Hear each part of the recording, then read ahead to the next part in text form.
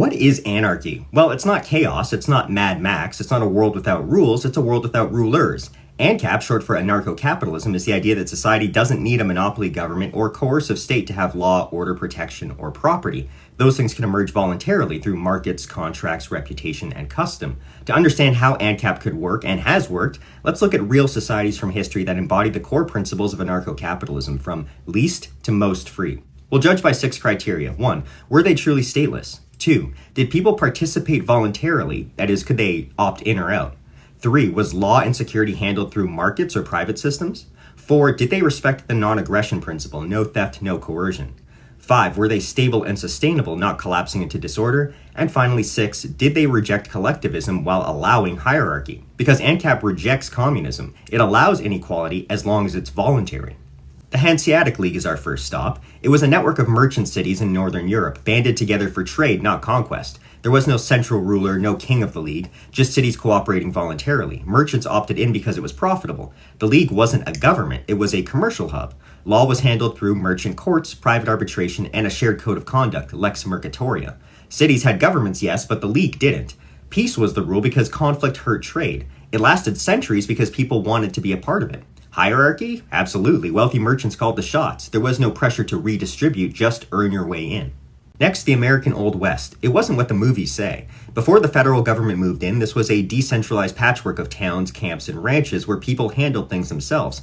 There was no real courts or sheriffs out in the frontier. Disputes were settled through local juries, arbitration, and even reputation systems. Mutual aid societies and voluntary contracts kept order. The law wasn't a badge, it was a community consensus, and it worked. Crime rates were lower than in the big European cities. People respected property, settled conflicts, and moved on. There was no attempt to level wealth. Landowners and cattle barons were respected, not resented. This wasn't utopia, but it was bottom-up order, not top-down coercion. Then there's Cospaya, a tiny strip of land in Italy that accidentally became a free republic in 1440. A border error between the Pope and the Duke left Cospaya with no ruler, and they never fixed it. No taxes, no laws, no army. For over 400 years it stayed that way. People lived, traded, and grew tobacco and governed themselves by custom and consensus. It wasn't high-tech or ideological, it was just left alone, and because it was small and unthreatening, it survived. Wealthy tobacco farmers thrived. There was no demand to equalize anything. You had what you earned. It wasn't a planned ANCAP society, but it was a happy accident, and it worked beautifully. Then there's Zomia, a vast highland region stretching across Southeast Asia. For centuries, maybe millennia, people moved into the hills to avoid taxes, conscription, and state rule. They lived in tribes and villages without centralized authority. Law was handled through custom and kinship, not governments. Disputes were settled within clans and councils. They avoided conflict by design. Peace wasn't just a principle, it was survival. These people rejected the very idea of a state, and it worked.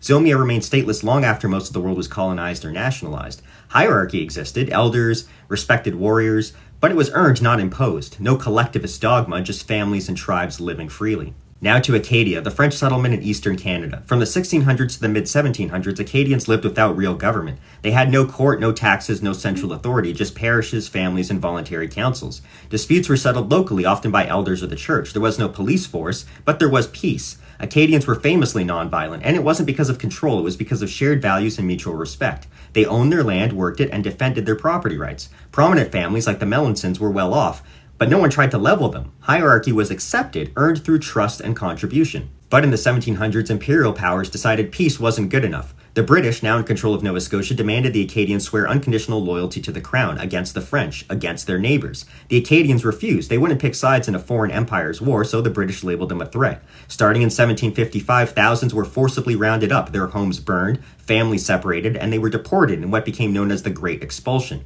Entire communities scattered or destroyed, not because they were violent or rebellious, but because they wouldn't bend the knee. Acadia didn't collapse, it was erased, because it proved free people could thrive without empire.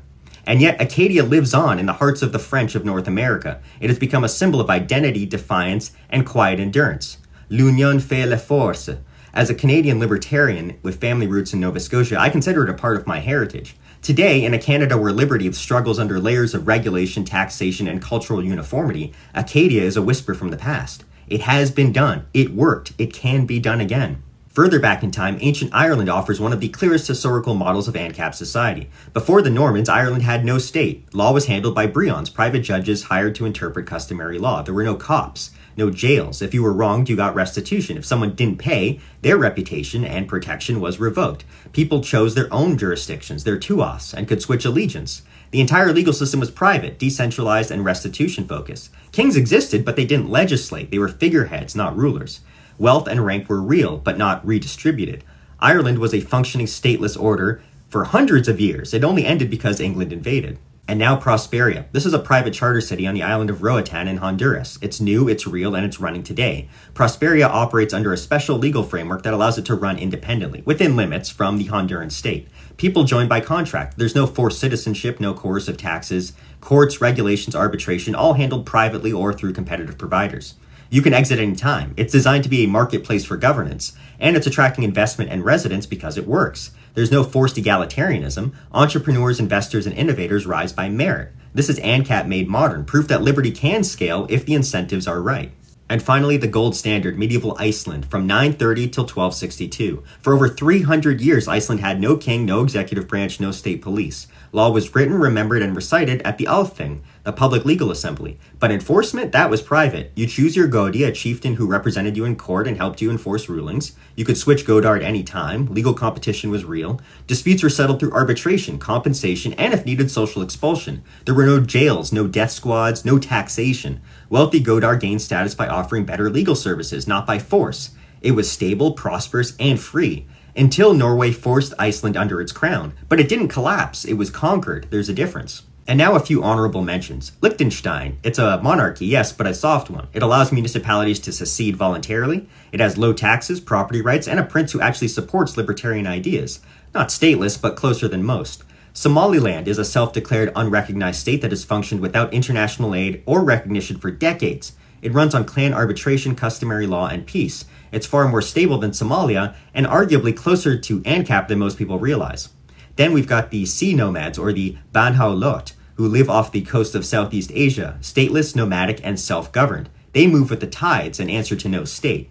And the free cities of the Holy Roman Empire, places where merchants, guilds, and local law ruled, decentralized, sovereign in practice, and fiercely independent. Not ANCAP, but leaning that way. So there you have it. Anarcho-capitalism isn't just a theory, it's a forgotten tradition. A history of people living without rulers, not without rules. Peace through property, order through choice, law through markets, and hierarchy, not seen as oppression, but as earned trust.